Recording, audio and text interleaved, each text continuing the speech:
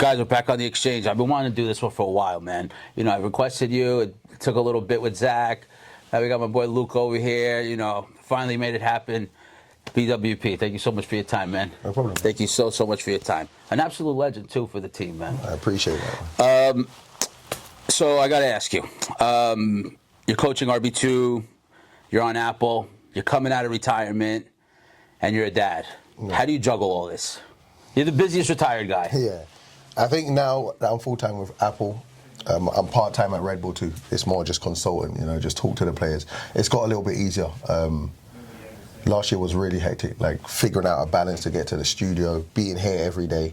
It was really tough, but I think now it's okay. You're right, I don't get much sleep because when I go home, I've got duties there too. But I'm enjoying it right now. When I stop enjoying that, then I think that's when it feels like work. That's when you're not feeling like you're getting a rest. But because I enjoy doing all things, I feel blessed almost. And you got the pod with Sam. Yes, we just started 2 Up Top. I wouldn't call it a pod yet because we haven't gone over to YouTube and we haven't done long episodes. But me and Lloyd play a lot of Call of Duty together, when I have time, that is. And we have a lot of interesting conversations. And I just think a lot of those conversations can help, you know, like young footballers or just dads in life, or Lloyd's single, so single people. We conversate about everything in life, and I think sometimes we're just laughing to ourselves or having deep conversations. We just thought it'd be good to share it. So lock into 2 Up Top when you get a chance. Oh, yeah, definitely. I enjoy it.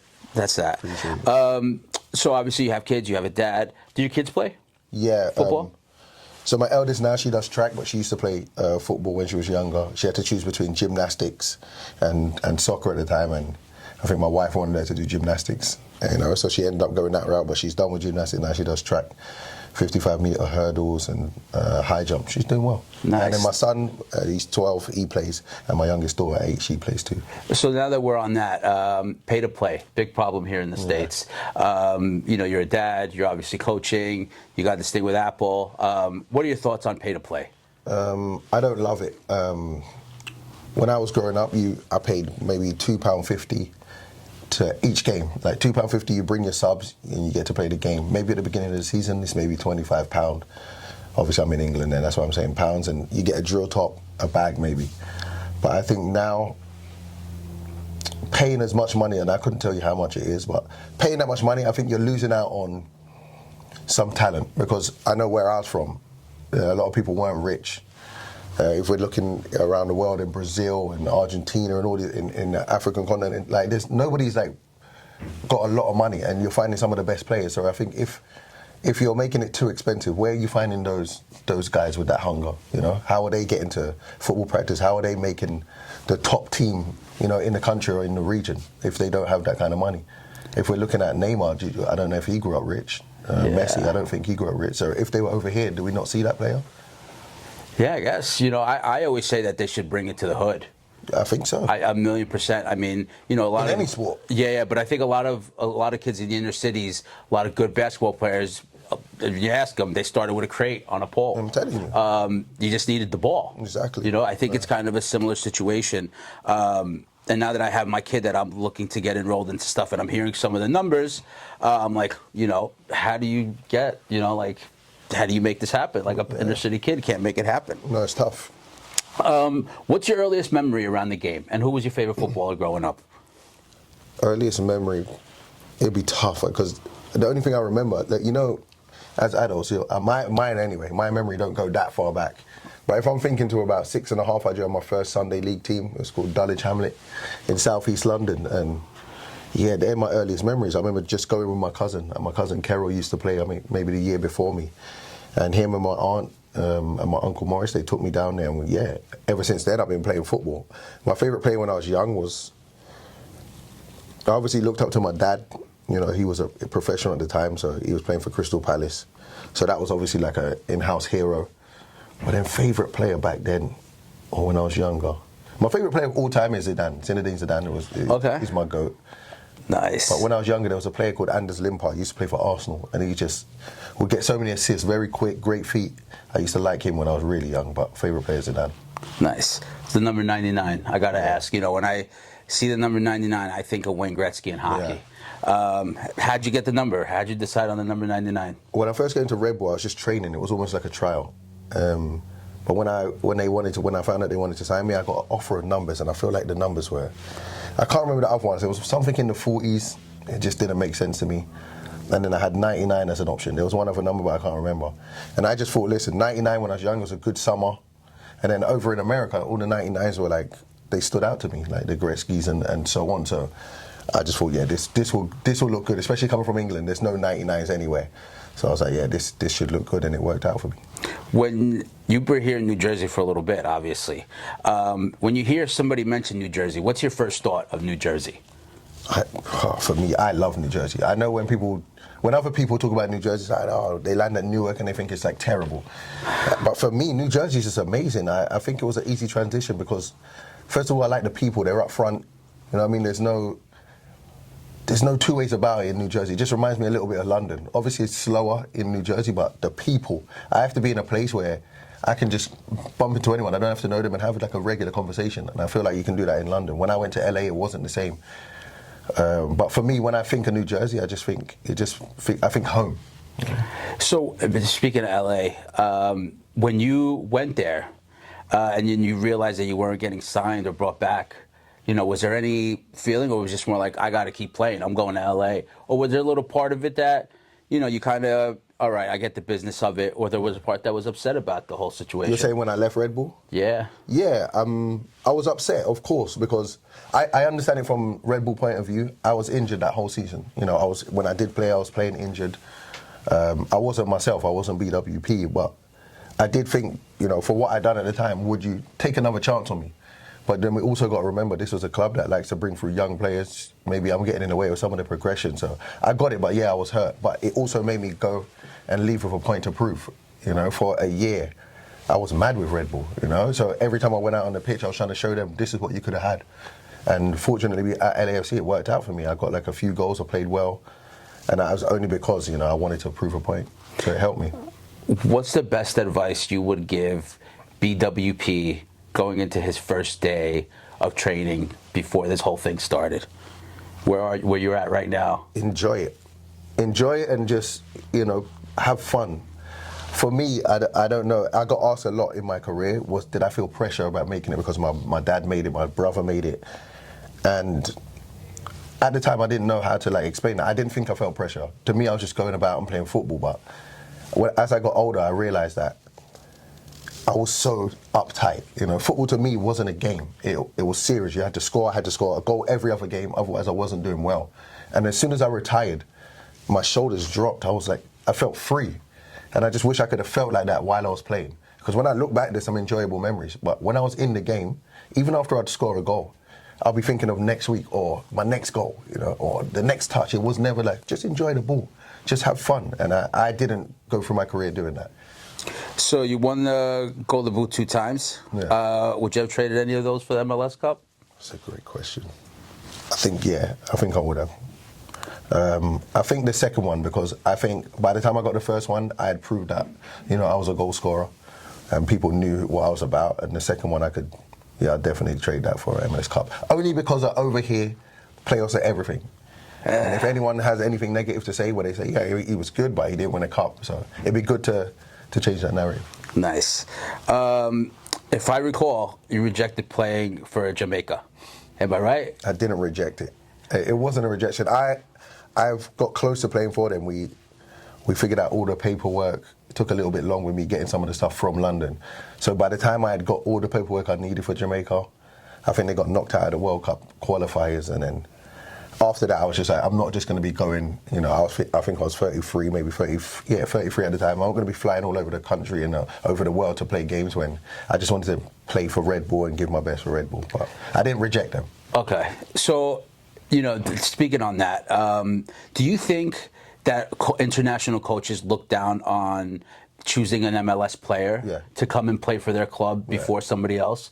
Like a guy, for example, that I always said he just left NYCFC to go to Botafogo was Santi Rodriguez. Yeah. And I'm like, how is Santi not called up to national duty? And, Matt Freese just got his first call up last year. Do you think that's the case? I do. Even when you look at Acucho Hernandez, obviously just left for La Liga, but he was unbelievable. I think if you're watching Acucho, or just a player in general playing really well, at this level, I don't know why it has to be but it's MLS. we're not. It's not 1998 anymore. Do you know what I mean? Yeah, yeah. These are some top players, and I think the coaches that do that are in a very, they have an old school mentality, because you can't tell me you watch Cucho and think this wouldn't translate anyway. Do you know what I mean? So I do think it plays a part. I think it's something that has to change for this league, because we've got a lot of very good players here. If you're thinking like that, you don't watch the league enough. Yeah, dude, yeah, I say that to everybody, at some point. And, the Uruguayan head coach just came out saying that it's like a lazy league or something of that nature. Lazy. This is the furthest thing from lazy. It's crazy. Athletes all over the place, the travel's far. It's the furthest thing from lazy. I tell people that, it's ours. I have a lot of friends that knock it, and, they don't stay up to watch it, but they'll wake up at 6 o'clock to watch a team in Italy. I say it all the time. I mean, it's so crazy, but it's ours. Yeah. This is what I grew up watching. We couldn't afford to go see other things, but we could afford to go see the Metro Stars. You know what I mean? So doing that, it's huge. I mean, to me, it's like, it's the best. It's pinnacle, and for me to be on this side of things now it's pretty dope. Yeah. You hold the record for the most goals by a Red Bull player. You think somebody's ever going to break that? Yeah, of course, records are there to be broken. It will be broke. I'm not sure when. The good thing for me, because let's be honest, you want a record to last as long as it can. But the good thing for me is that the players that are going to, so you have to be really young, first of all, to come in and start banging in goals. But then if you come in and you start banging in goals at a high ratio, someone's probably going to come looking for you from Europe. Do you know what I mean? If you're doing that well, so then does that player stay long enough? The profile has to be similar to mine, to where you're past anybody trying to get you. You're old enough. You're too old for a team maybe in Europe to come and get you, and you're here. You're bought in, and you want to break their record, and then you stay at Red Bull long enough. It's a tricky one, because let's imagine Serge, or let's say Julian Hall, start scoring a bunch of goals. Road Mitchell start scoring a bunch of goals. There's going to be eyes from Europe. Yeah. So you might not stay here long enough to do that. Yeah. So now that you mention that, do you think this has become a build to sell, or there's still a situation where, like, let's go and win? Like, I don't know why teams aren't just like keeping this talent, making this thing competitive, so it stays like at a level where everybody's good, and we see guys. The guy I always bring up is Nagby. I love Nagby. Yeah. I think MLS Mount Rushmore is a guy. 100%. Dak's another guy. Yeah. That are like legends of the game. Yeah. Never left the MLS. Like, grew their brand in the MLS. Yeah. I don't know why they hesitate to do that now. Yeah, no, I'm like you, but it's because you're a fan. When we have a great player here, you want to keep them. But it's just not how football goes. It's not just here. It's all over the world. You see it in England all the time. There's some teams that, kids dream. And when you dream, you want to play for what was the biggest team when you were growing up. So if you're doing well at a club that you may love, if Barca comes in, that's what you went to bed thinking about. So how do you turn that down? Yeah, I guess. I mean, or you could go and sit the bench and then deteriorate there, right? I hear you. Well, that's the chance some people are willing to take. I had offers when I was a bit younger at Red Bull and doing well. I had offers, but I was settled in myself to where I was like, no, this is where I want to stay. This is where I want to make my name and try and break records. And you did, man. Yeah, you did. Dude, you're a GOAT. But then it might not happen, and some people say, why didn't you should have left? It's a chance you take. So we're called the Exchange FC, and we started this whole thing asking players randomly, because I used to be a fan. Like, I used to go and get you at the airport, sign my cards. Yeah, of course. And we always asked players shirts that they exchange with guys. Were you an exchange of shirt guy? No, I didn't. I don't have many regrets from football, but I think now when you're trying to look back and get memories, I wish I swapped a few more shirts. I never done it. If somebody asked me, I would swap. Okay. But I never gone onto the pitch and thought, I want to get his shirt. Even if I admired them, thought they were good, it didn't fascinate me. Have you had any, people come up to you? Do you have any in mind that you could possibly think of? I've got a few shirts that I got the worst memory. But I got a few shirts, a lot of players from the MLS, some from England. But a lot of them are in storage, honestly. I'll probably be surprised at some of the shirts I have. I can't picture them right now. Is there a part of you now as a coach that tries to instill in players, there's more than just football, or there's other little roles within the team? Because the truth of the matter is, it's only 11v11 and a few guys on the bench. So you could have an amazing talent. Yeah. But if football doesn't work out, do you try to instill in them that there should be something else? There should be look at you, you're like a jack of all trades now. Like you're on TV. You know, I'm seeing guys like promoting themselves a little more, being a little more in front of the camera. Guys are looking to be analysts. Is there something like that you try to still instill in people? Maybe not the going back to school thing or something like that, but like something else other than being a player. It's a tricky one because I think, well, my style of coaching is, if you're at this level, if it's professional, you need everyone to think they have a chance, or you need them to believe they can get into that 11. And if they don't, guess what? They're pushing that starting 11. So I wouldn't veer away from saying, you know, maybe you're not good enough to be in this 11, because the better Luca's doing, the better I'm going to do now. If he's a backup striker and I see him training well, I have to raise my game. Also, when he comes in to the game, the standard doesn't drop. So you can't really, you know, be that honest. It's not, I don't even think the word's honest, but you just got to treat everyone as if they are going to be playing on the weekend, because they're going to be needed one way or another. I think in this day and age, it's tricky.